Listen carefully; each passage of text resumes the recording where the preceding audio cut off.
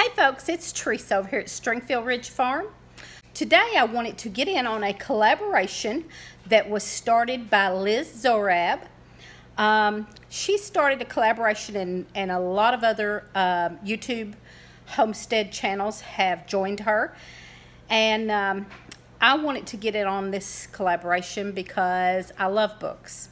I have tons of books and I love my books. I have a lot of old books and new books and books on my phone and my iPad, and I just love to read and love books. So this was a collaboration that I couldn't not get in on. So thank you, Liz, for starting this collaboration, and I'll get right to it. I have had a love for reading since I was very little. I read all the time. Anymore, I don't have as much time anymore to read, so I usually read at night right before I go to bed a little bit, but I always use them for reference, and that's what we're talking about here today in this collaboration is homesteading books, and what you reference a lot. And I have seen many of the videos that I've already played that some of the same books I use.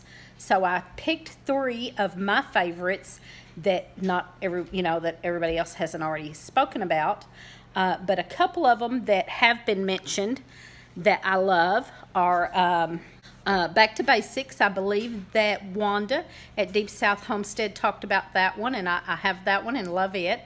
And somebody talked about Nourishing Traditions by Fallon, Nourishing Traditions. That's a really good book.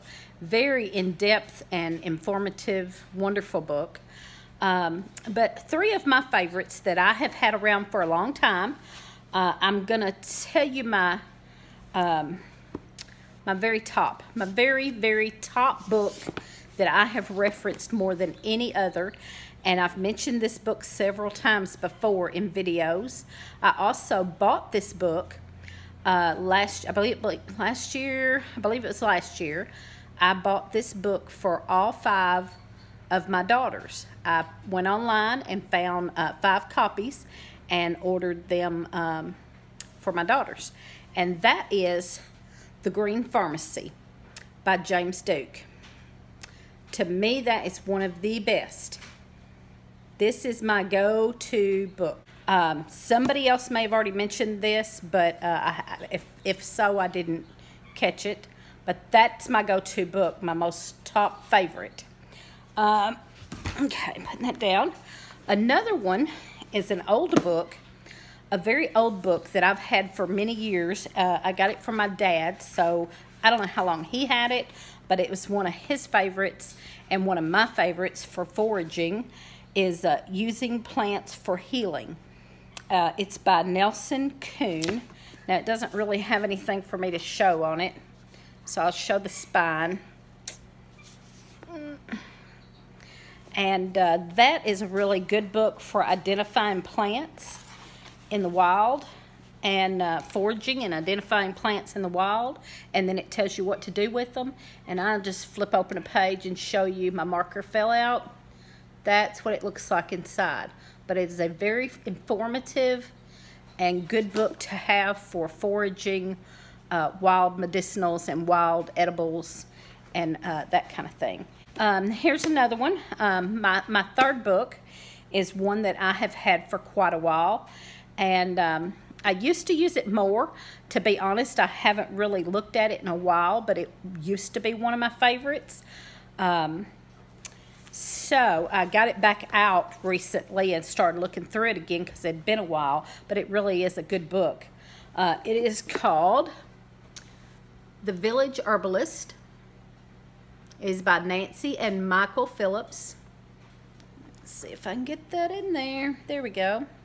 This is a really good book that I've had for years. I mean, you can tell by looking at it.